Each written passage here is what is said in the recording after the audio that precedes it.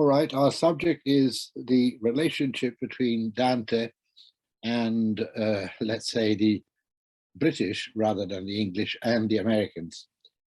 And I shall start with a remark, which is curious, if you like.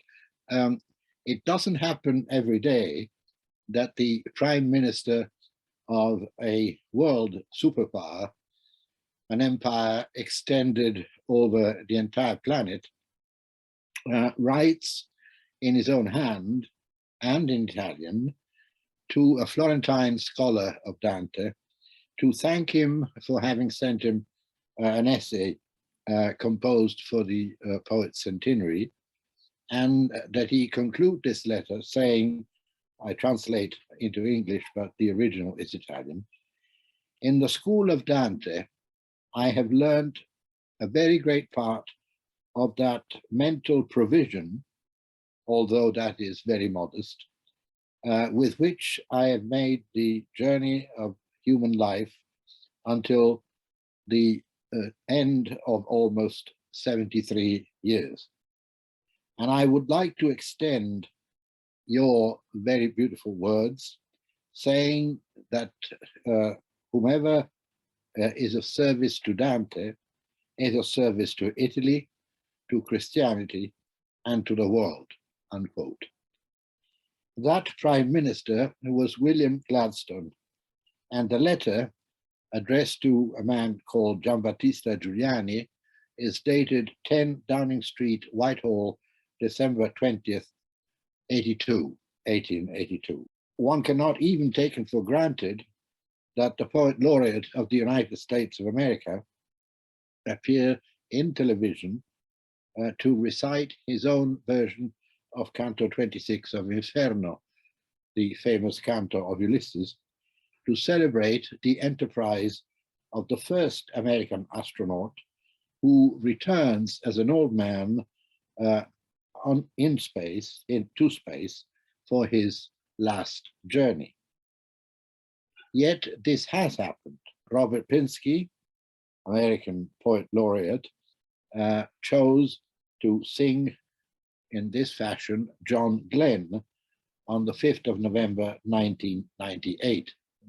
Conversely, one would not expect the African-American writers of the United States to have found in Dante himself and in his Divine Comedy illuminating models of their damnation and, above all, of the liberation which their people, the ancient race of the slaves, the black slaves of America, have hoped for centuries. But history and poetry offer unbelievable surprises, and the works of Richard Wright, Ralph Ellison, Toni Morrison, and Amiri Baraka are there to testify it. Incidentally, when Amiri Baraka was called Leroy Jones, his first work, which made him famous, was entitled The System of Dante's Hell. The instances which I've just quoted indicate that the reception of Dante in England and in the United States much more intense than that which which characterizes France, Germany, the Scandinavian countries, and Russia, is much more than just a reception.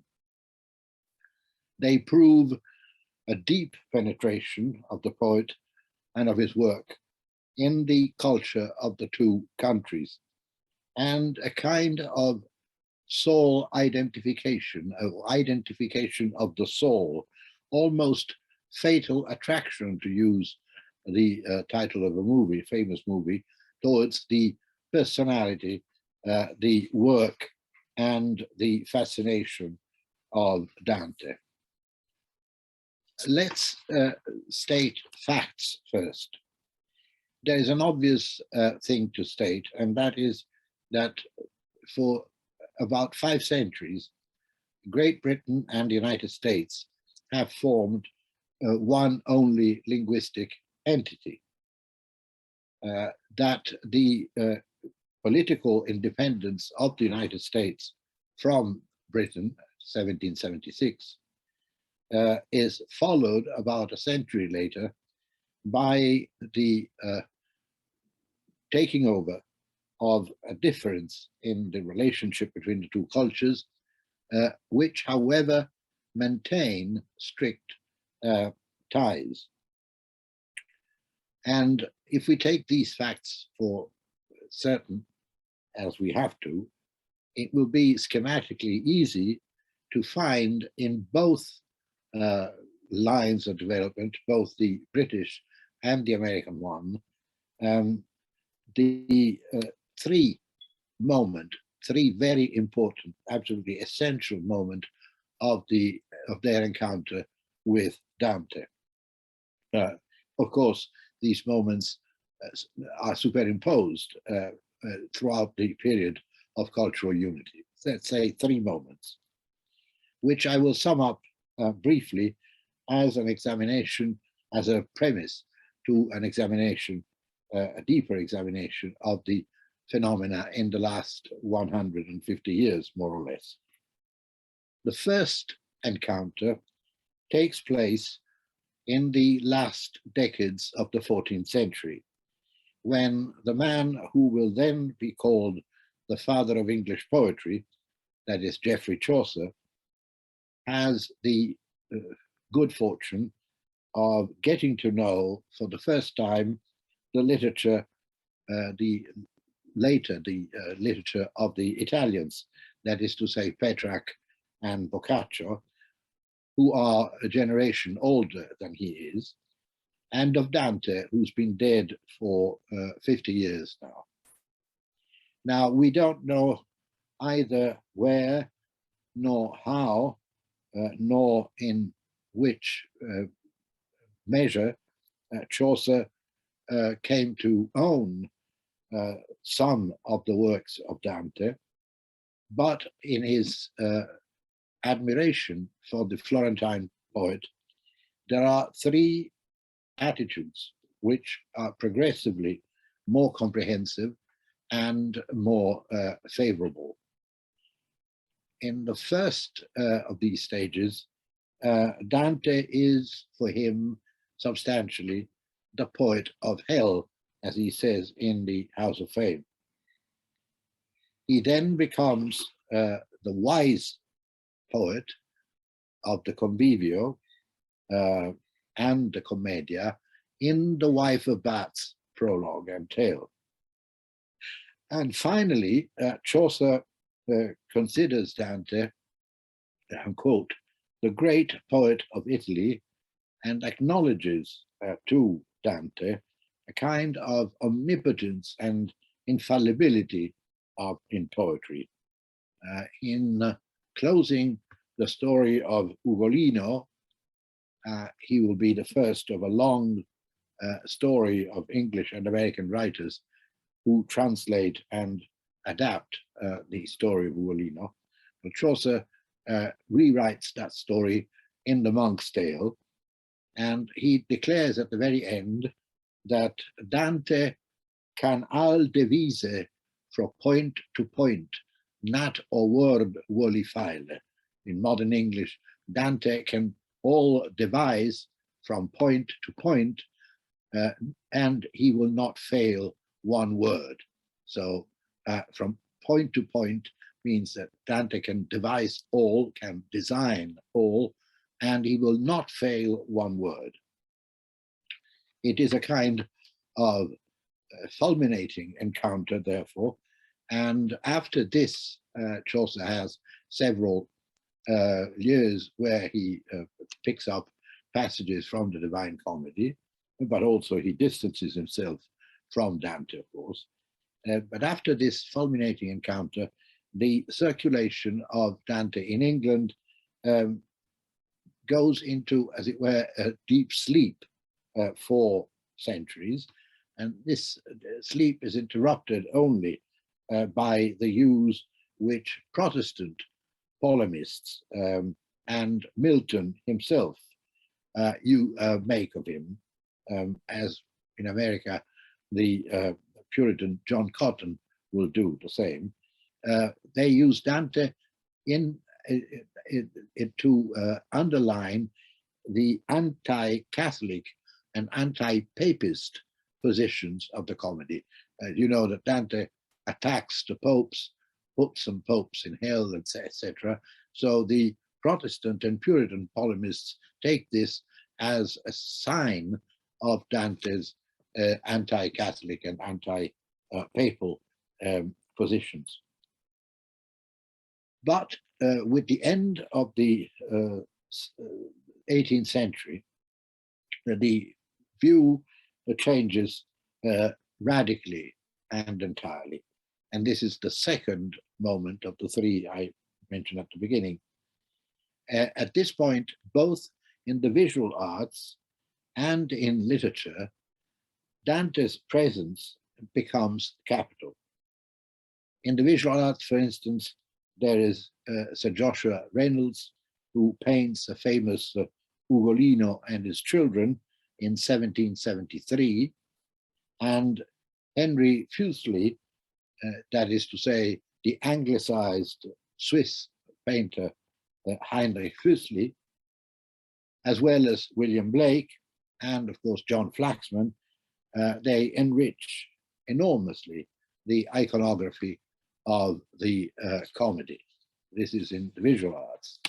But in literature, the romantics of three generations, beginning with Coleridge, they reserve to Dante a central place. In the second generation, and here I can only go by symbolic sort of moments, episodes, Shelley translates again the episode of Ugolino with his father-in-law Medwin, and composes the Triumph of Life in terza rima, Dante's rhyme. Byron models the Prisoner of Chillon on Inferno 33, and writes something called the Prophecy of Dante. Keats speaks of Paolo and Francesca in his dreamy sonnet, as Hermes once took to his feathers light.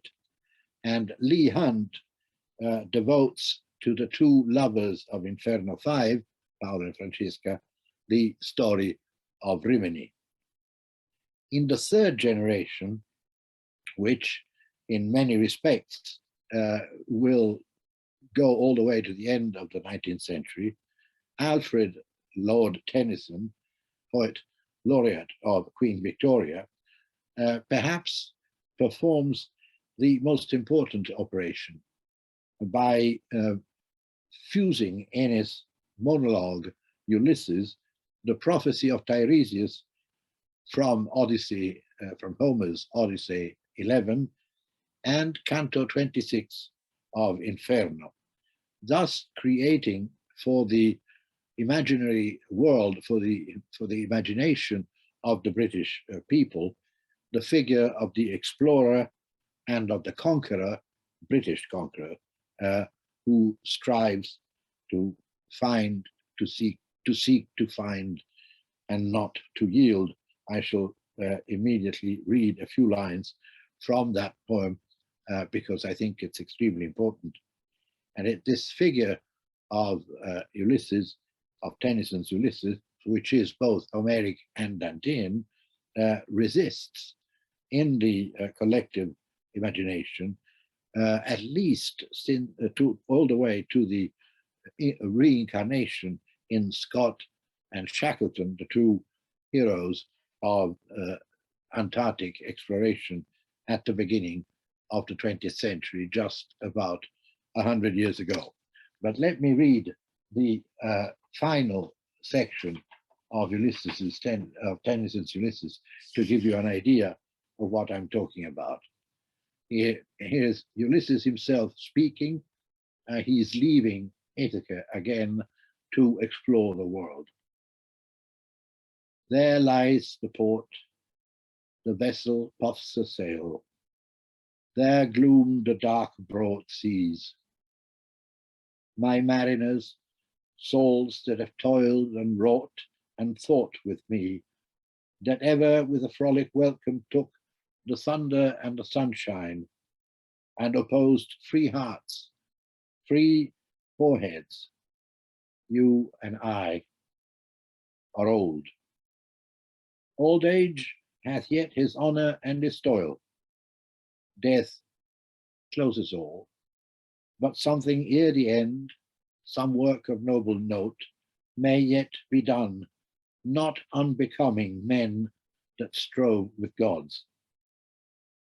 The lights begin to twinkle from the rocks. The long day wanes. The slow moon climbs. The deep moans round with many voices. Come, my friends, 'tis not too late to seek a newer world.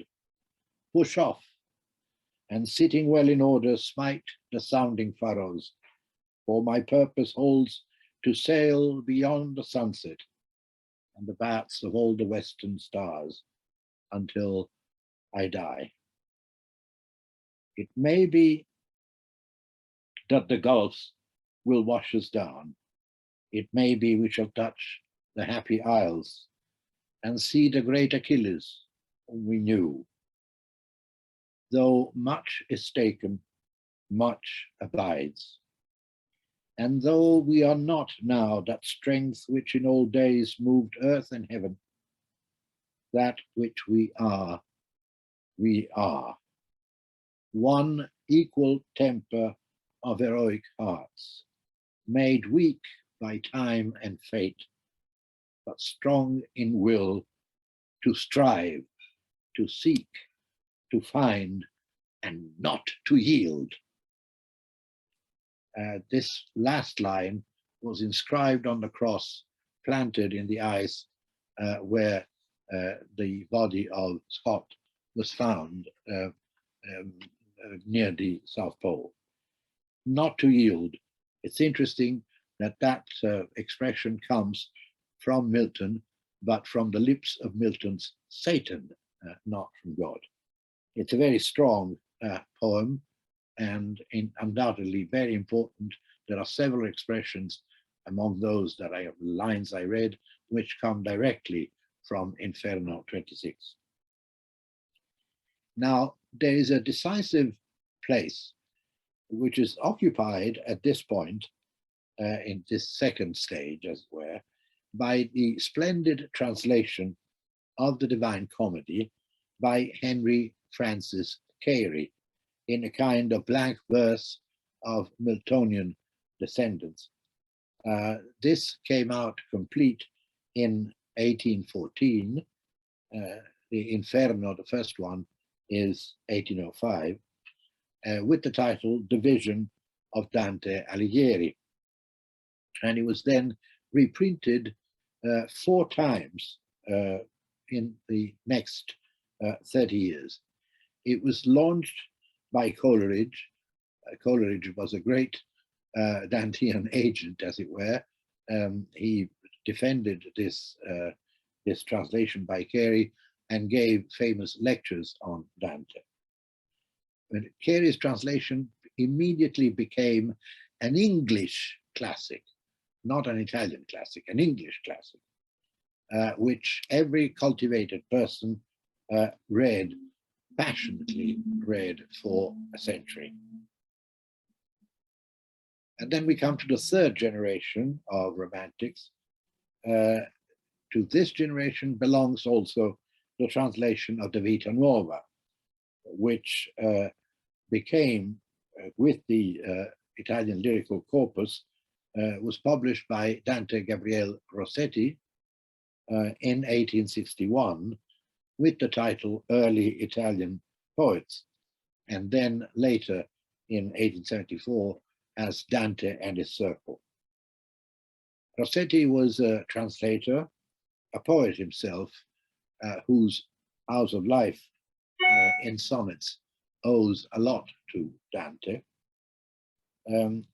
Rossetti was a pre-Raphaelite, of course, and he lived Dante's early writings. He lived them and the comedy, painting scenes of the Vita Nuova and the figure of Beatrice with the features of his own beloved ladies, beginning with Elizabeth Siddal, his model, his muse, and eventually his wife. Images like Beata Beatrix and the salutation of Beatrice filled the English and American mind for decades. People thought that exactly like that should be the face of the beloved lady, that exactly was the enamored sight of the poet. Dante looked rapturously, exactly like that, at Beatrice's figure. The ideal echo of this goes all the way to the Anglo-Irish poet William Butler-Yeats, one of the greatest poets of the first half of the 20th century, who in 1915 composed, with a title that comes from Dante's Vita Nuova, Ego Dominus Tuus, a lyric which was then published in the collection The Wild Swans at Cool.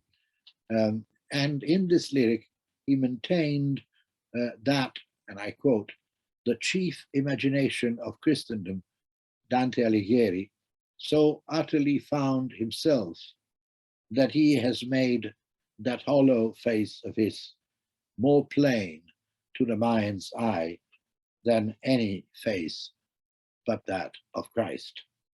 And eventually, Yeats goes on to say that Dante, that face, found the most exalted lady loved by a man. Together with the Rossetti, with Dante Gabriele Rossetti, there are the Brownings, of course. The couple, the Browning couple, kept a portrait of the poet on their walls in their Florentine house, and Robert Browning builds a sordello around and against the figure of Dante, or Dante's figure in his poem. Dante is at this point already installed, as it were, in the hearts themselves of every cultivated Englishman, as, for instance, Swinburne and Hopkins show. Now, with 1876, British culture enters the third stage of its relationship with Dante. That year, 1876, is the year in which the Oxford Dante Society was founded, and this was the second Dante Society after the Deutsche Dante Gesellschaft of 1865, and much long before the Italian one of 1888, the Oxford Dante Society, 1876. 500 years after the first encounter, Chaucer's encounter, there is now an academic club devoted to the historical, philological, and literary study of the poet. And the most relevant fruits of this attention were the editions and the still important, still you consult them with great profit, the studies in Dante by Edward Moore, the Dictionary of Dante, and Dante in English Literature by Paget Toynbee. So the foundation of the Oxford Dante Society is a momentous episode. American culture reached this kind of stage only 5 years later, when the Dante Society was founded. The American Dante Society was founded in Harvard by three very important characters who in the Academy of Cambridge, Mass, and they were Henry Wadsworth Longfellow, James Russell Lowell, and Charles Eliot Norton, who had already been members of what they called the Dante Club. The United States had their own translation of the Divine Comedy already by 1867, with the publication of Longfellow's version, which ended up by replacing Cary's. So until then, Cary's translation, the English translation, was used in America. After 1867, the translation by Longfellow took over.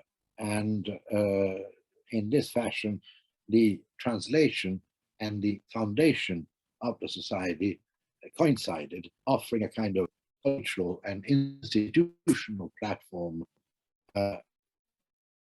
whereas before that, the encounter with Dante had been prepared on English, inverted commas, English basis, and was a question of personal formation and inclination. For instance, Ralph Waldo Emerson, the transcendentalist thinker, great admirer of the Divine Comedy, had already noted in his journal that one reads the Vita Nuova of Dante like the book of Genesis, as if it had been written before literature, when only truth existed. The Vita Nuova, Emerson continued, is the Bible of love. In fact, Emerson did translate the Vita Nuova, but his version, which would then have preceded Rossetti's, was unpublished, remained unpublished until 1960. The greatest American writer of perhaps of all times, Herman Melville, as his copy of Cary's vision of the Divine Comedy, read the Divine Comedy in Cary's version. I've had that book in my hands. I've leafed through it to see the marks that Melville made in the margins, and he used Dante, or Cary's Dante, for his novels Mardi and Pierre. In the famous, most famous book by Melville, Moby Dick, the head and the tail, that is to say, the beginning and the end of the whale, are associated with Dante. And the final sinking of the Pequod is the ship with which Captain Ahab wants to hunt the white whale. The final sinking of the Pequod follows the same sequence, as it were, that of Ulysses in Inferno, Canto 26. And this is extremely important, of course. The situation is more or less, or generally speaking, the same, with different degrees of adaptation and absorption for all the major writers of that time in the States, before, during, and after the so-called American Renaissance. Washington Irving, Thoreau, Hawthorne, Whitman. There is a first American translation, of course, of Ugolino, as usual, published by William Dunlap in the New York Magazine of 1791. Then Cary, which came out in the United States in 1822, dominates the panorama. Something must have been contributed also by the Dante courses given in New York by Lorenzo da Ponte, who, as you know, is the librettist, the author of three of the most famous and best Mozart librettis, who had taken refuge in New York and who was a teacher at Columbia College, eventually Columbia University, who translated Byron's The Prophecy of Dante into terza rima in English and quoted the Florentine poet in his memoirs all the time. And finally, Britain had, as I began to say, with William Gladstone, a prime minister who was a passionate devotee of Dante. But the United States can boast of a Dantist president. Theodore Roosevelt, who was, as you know, a hunter in the American West and in Africa. He was a politician who theorized the use of force, but received the Nobel Prize for Peace. Theodore Roosevelt read and studied the Divine Comedy with great passion, and he published a formidable essay entitled Dante and the Brewery, first in a magazine, and finally in his book, History as Literature and Other Essays in 1913. I have here the first edition of that book. Here it is, and as you see, there is a sign marking Dante and the Brewery. It's a really amazing essay for a president of the United States to write in the middle of all his other concerns. Now, we've come then to the sort of discriminating moment which marks the passing between the two centuries, the 19th and the 20th. At this point, there are two very solid, separate, but intertwining traditions, one English, British one should say, one American, each marked by its own translation of the Divine Comedy, Carey in England, Longfellow in America, each with its own Dante Society in Oxford and in Harvard. What happens with the new century is singular. The two Dante lines, as it were, go on each in its own way. But there are two intellectuals and poets who are born in America and move to England, and they bring to the study of Dante, or to Dantism, as one should call it, a central contribution, which in fact impresses as a great departure, a great new departure to modernism, as it's then called. These two are, of course, Ezra Pound and T.S. Eliot, born respectively in Idaho, unlikely place for a poet to be born, and in Missouri, Eliot.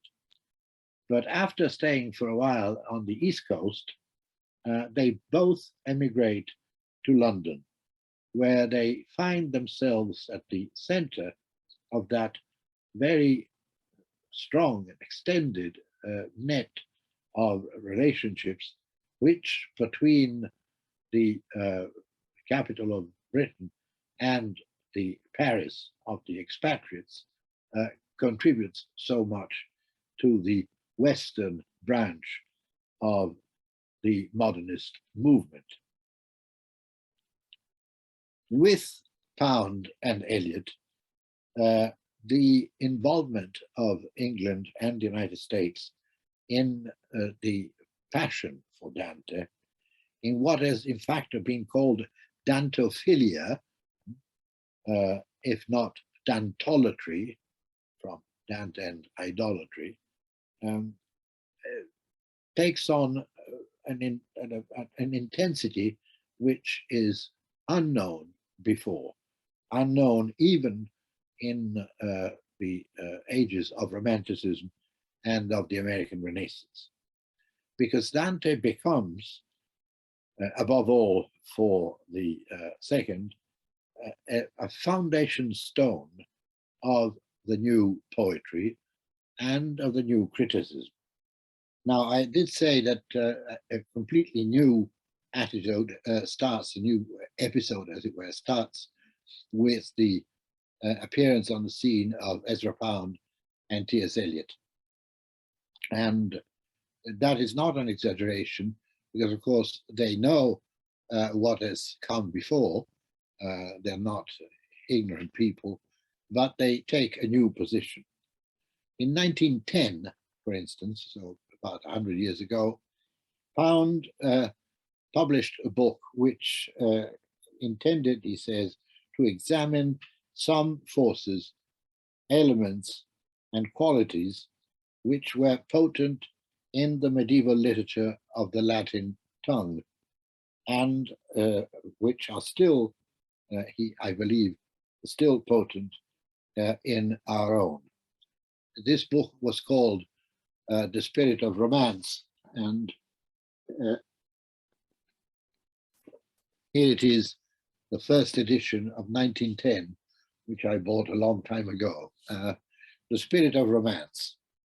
Now, Pound does not want to practice what he calls an archaeological, scientific criticism, but he wants to actualize the text. He wants a literary criticism which will weigh on one balance, or with one balance, both Theocritus, the ancient Greek poet, and Yeats, William Butler-Yeats, who will criticism which will give praise to beauty before referring to an almanac. And if we just glance at the book, we immediately perceive the sort of central directions it pursues. First of all, Pound's book is not limited to the Middle Ages, but it goes following the footsteps of what he calls the cults, the interior attitudes of poets, all the way down to Lope de Vega, Camões, and thus to the Renaissance, and not just the Middle Ages. It goes further than the Middle Ages. The second aspect is that the entire first part, that is the medieval part, of the Spirit of Romance is dominated by Dante. Not only in the section, and not only because Pound devotes the biggest section to Dante, but also because the choices that Pound makes are inspired to Dante's codification in the De Vulgari Eloquentia and in the comedy. The De Vulgari Eloquentia is the treatise in Latin that Dante devoted to the nature and history of vernacular poetry in Provence and in Italy. Until 1910, Pound has in his own mind a Dantean canon of medieval poetry. And at this point, it will be opportune to note that what will grow in him, what is growing in him even now, is that to the point eventually of overcoming the passion for Dante, is the attention he pays to Arnaud Daniel and Guido Cavalcanti, of which he, on whom he writes lots of essays and translations between 1912 and 1920. And Pound had, even before, indicated clearly his preference because in 1909 he had devoted to Cavalcanti a sonnet entitled To Guido Cavalcanti, in which he declared himself to be an apprentice of Ser Guido di Firenze, maestro di noi tutti, Ser Guido of Florence, master of us all. And this preference he repeats in the essay on Cavalcante, which he published in 1934, and where he will write that Guido Cavalcanti, is much more modern than his younger friend Dante Alighieri, qui était diablement dans les idées reçues, the French quotation meaning that Dante was, of course, a much more conservative kind of poet than Cavalcanti. So that what is taking place in Pound is what is being called another Middle Ages, alternative to the line which will be taken more orthodoxly, as it were, by his pupil T.S. Eliot. And even Pound's poetry will show this, from his youthful compositions to the cantos, later cantos, which never forget Dante, but which insert Dante in a kind of vortex or whirlpool, much more dramatic and much more complicated, full of allusions and quotations in Greek, in Latin, in Provençal, in Italian, in Chinese.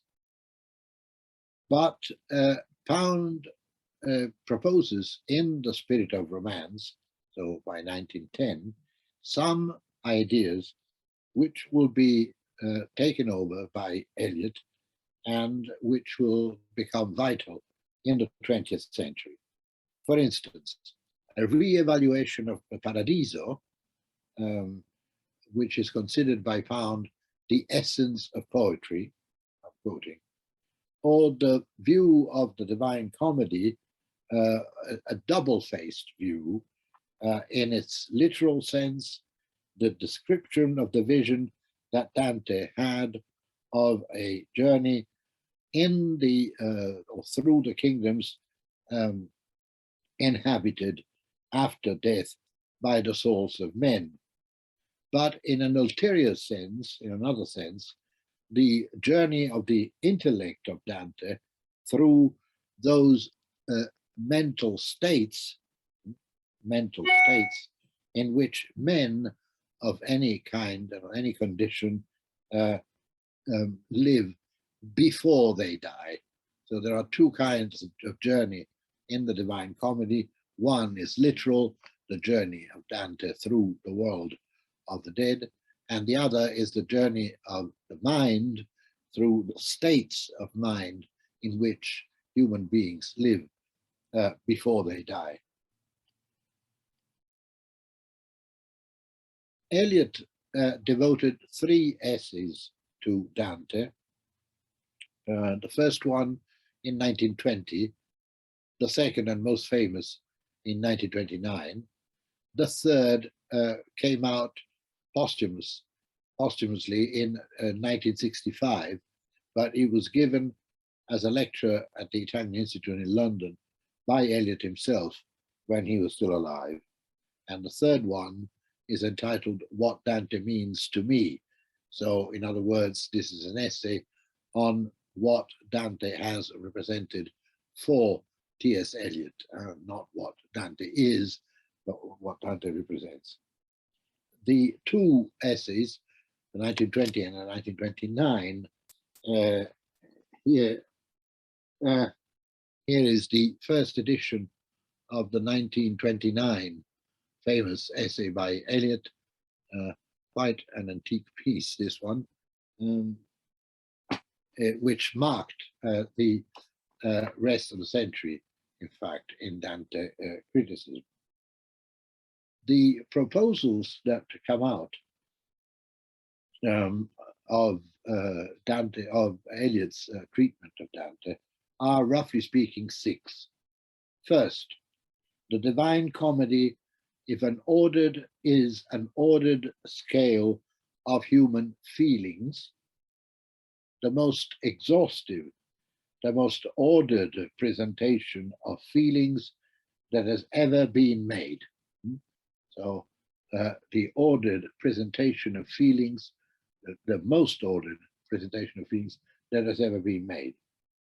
Second, Dante does not analyze, like Shakespeare, the feeling, but he prefers rather to reveal the relationships which that feeling has with other feelings.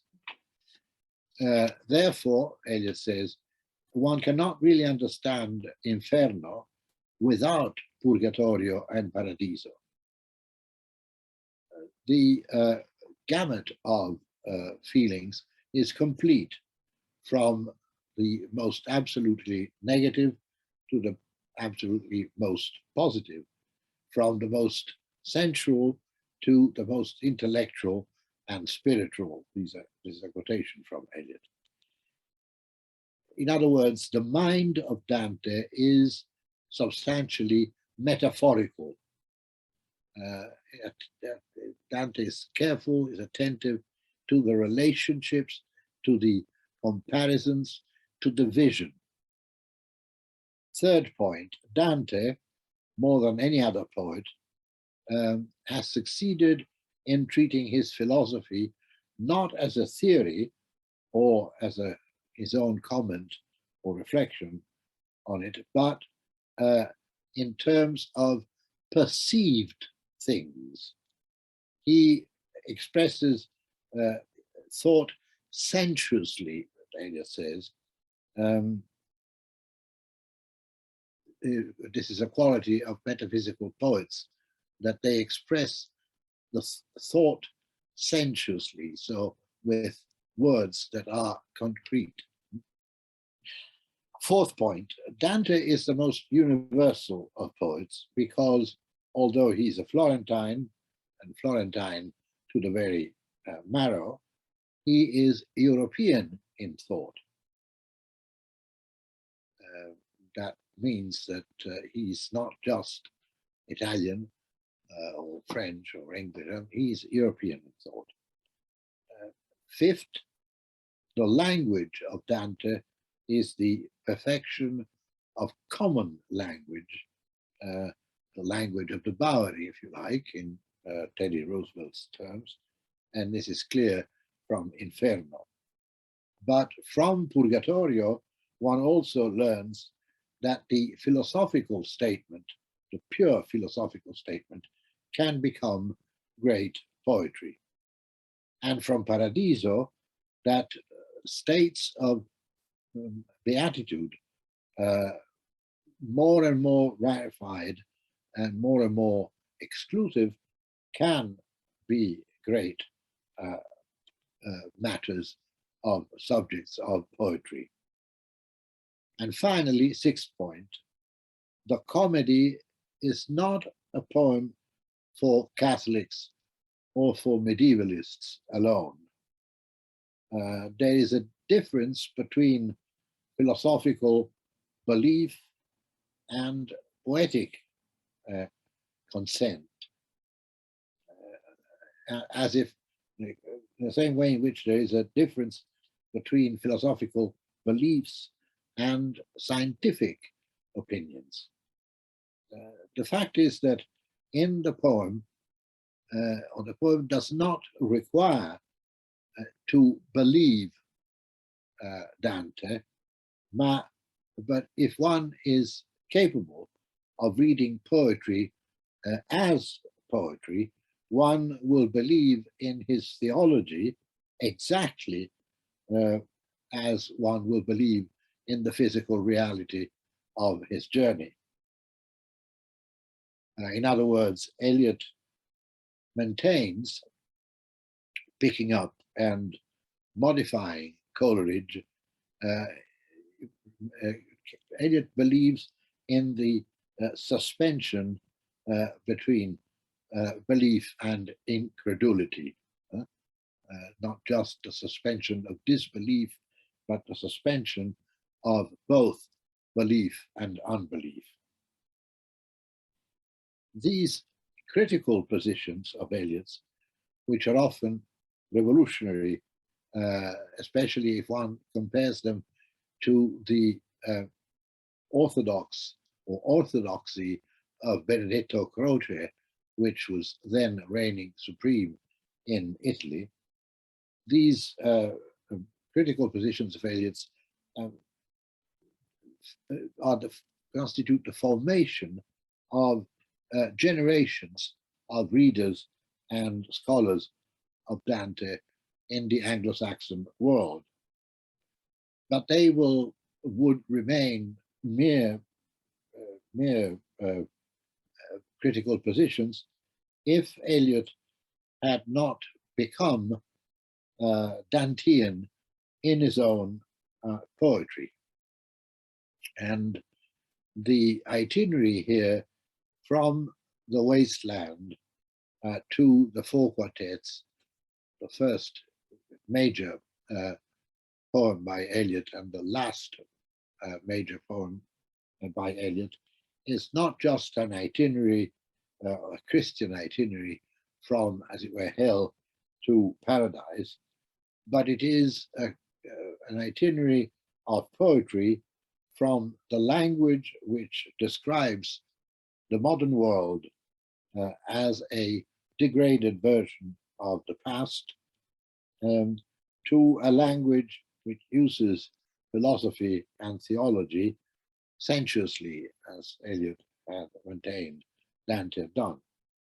Dante, in other words, is the man who helps Eliot to give birth to his own metaphysical poetry. One could read a series of passages here. They're all famous, which take the description of the crowd flowing on London Bridge in the wasteland, and the first episode of the wasteland, and that comes straight out of the comedy. The second episode of Little Gidding, the last of the four quartets, in the uncertain hour before the morning, is explicitly modeled on the Brunetto episode in Inferno 15, and so on and so forth. If the positions by Pound and Eliot were isolated, one would not understand the attraction which Anglo-American culture has felt and still feels towards Dante. The entire phenomenon called modernism is full of Dantean germs, as it were. For instance, apropos of her reading of Dante, Virginia Woolf notes in her diary, "I am reading Dante, and I say this writing was not necessary." This surpasses writing, as I say, of Shakespeare. So Virginia Woolf says, this is not writing, it's more than writing. It's like Shakespeare, which goes beyond writing. This statement would, of course, be meaningful just by itself, but the fact is that the text of Dante, and particularly the Canto 26 of the Inferno, Ulysses' canto, has a fundamental importance, at least for one of Virginia Woolf's novels, The Waves. So Virginia Woolf is taken in by Dante. James Joyce, who uses Dante's Inferno in Dubliners and in the Portrait of an Artist as a young man, he condemns, I quote, the spiritual, heroic, refrigerating apparatus invented by, and for all countries, by Dante Alighieri. Joyce, of course, is joking. And in the same portrait of an artist, he makes his protagonist, Stephen Daedalus, make an itinerary, as it were, that brings him to the culminating vision of the Paradiso, and then to rebellion and exile. In many ways, Joyce uses the Divine Comedy in a fashion more or less like that of Chaucer, like a modern Chaucer. He is out of prejudices, more explicit than his medieval predecessor, but he is in the same fashion serious and at the same time ironic. In Ulysses, Joyce's Ulysses, where Leopold Bloom, as soon as he goes back home after his odyssey around Dublin, he dreams of a last journey which is similar to that of Dante's Ulysses. And the echo of Dante's poem of the Divine Comedy is in fact pervasive in Ulysses, from the last motif of the exile at the very beginning to the memory of Francesca, to various comic episodes, and finally the vision of the sea and the sky of Gibraltar, which Molly Bloom, like Dante on the threshold of the Empyrean, contemplates right on the last page of the book. In Finian's Wake, the last novel by Joyce, Finian's Wake creates a world which is made in the image of language rather than the opposite. What happens there is that tantalizing peaches, as Joyce calls them, are indeed collected and perverted. There's a famous passage, for instance, on Galileotto, which plays on a passage in Inferno 5, but is then projected on Christ, the Galilean, and on Galileo Galilei. So the joke is triple, as it were. At one point, Joyce recommends his readers to skim over, he says, Through Hell with the Popes, as this is the title, by the divine comic Dante Alligator. Dante Alighieri becomes Dante Alligator.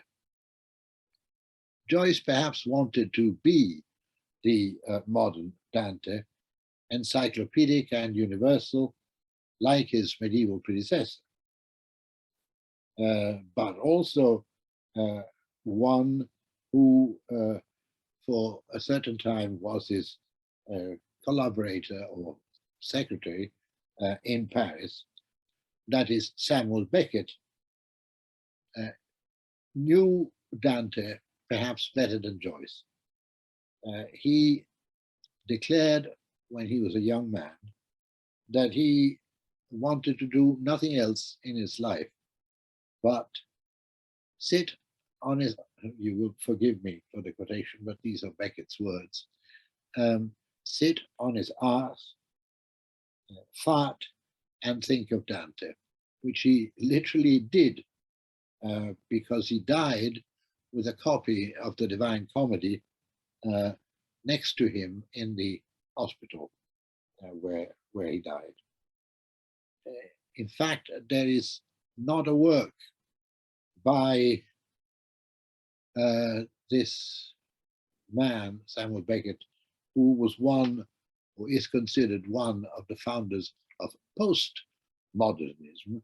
There is not a work from Dante and the Lobster, his first story, in which the Divine Comedy does not play a central part.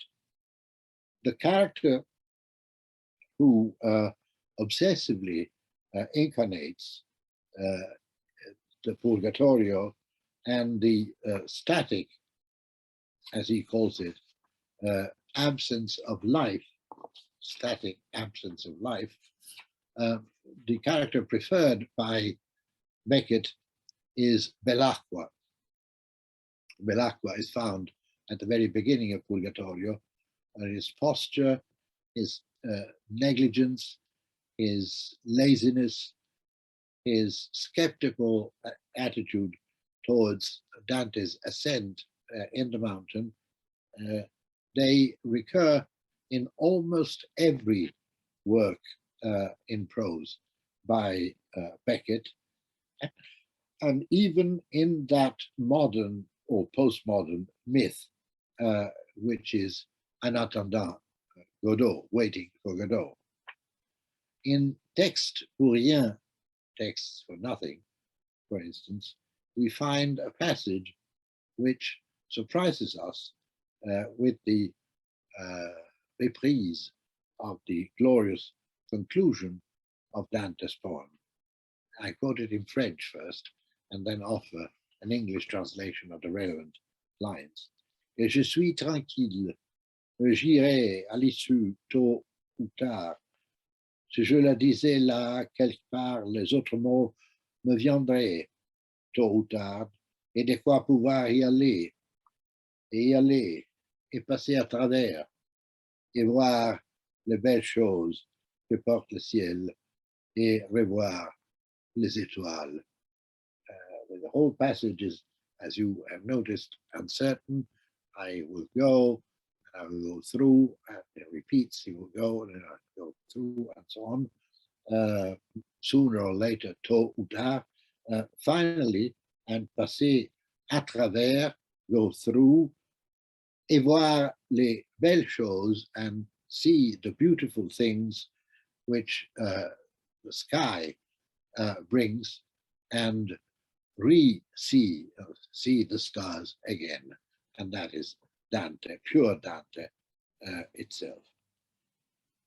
The popularity of Dante in the English-speaking world, which is witnessed by the many translations of his works, which continue to come out at an impressive rate all the time, of course, reaches out to the world of the ex-colonies, the ex-British colonies, the empire, from which, for instance, the phenomenal Homeros by Derek Walcott in the Antilles emerges, which is composed in hexameters, Homer's hexameters, together with organized in Dante's Terza Rima, and the poetic world of the Irish poet Seamus Heaney, who is the latest translator of Ugolino and who's profoundly tied to the Florentine poet. Neither Walcott nor Heaney would have been possible, however, without the Dantean texture of Robert Lowell, the greatest American poet of the post-war period, author of a famous transcreation, as it were, of the Brunetto episode, which is a kind of counter song to Eliot's version of in the last of the four quartets, Little Gidding. It is actually difficult to find an English or American poet of the 20th century who has not a debt of some kind towards Dante. If you leaf through a book, famous book published in America called The Poet's Dante, you will find out immediately by simply turning the pages. There's Auden, Geoffrey Hill, Rosanna Warren, Edward Hish, Robert Pinsky, and 100 more. William Carlos Williams, who had read Inferno as a young man and at times composed in terza rima, maintained that for him, after the Dantism of Pound and Eliot, to speak of Dante in American letters was another way of saying Whitman. So Dante identified for William Carlos Williams with Whitman. Even Wallace Stevens, the greatest American poet of the 20th century, deposited in his opus Posthumus a long lyric entitled The Sale of Ulysses, which is clearly inspired by Canto 26 of Inferno. And at the end of his life, Stevens left unaccomplished, incomplete, the ambition of rewriting the Divine Comedy for those who, quote, live in Darwin's world and not in Plato's. That's a quotation from Wallace Stevens. In other words, and here I come to the end, Dante is an example, as a matter of fact, a hyper example. He's become an icon, a flag, a gesture. But an icon, a flag, a gesture, which is still capable of planting seeds of good poetry. James Merrill entitled one of his collections Divine Comedies, and filled his epic, The Changing Light at Sandover, with bits and pieces from the Paradiso. Charles Wright, perhaps the greatest living American poet, chose the route of literature, chose to become a poet at the Café Dante in Verona, under the statue of the poet, poet with a capital P, Dante himself, while constantly invoking Leopardi, he's constantly evoking Dante, whom he calls Il Dantino mio, my little Dante. And my final question is rhetorical. Could it have been different for one who, at the age of 24, without knowing anything about the Inferno, was playing on a golf field of the Ugolino Golf Club just outside Florence? Thank you.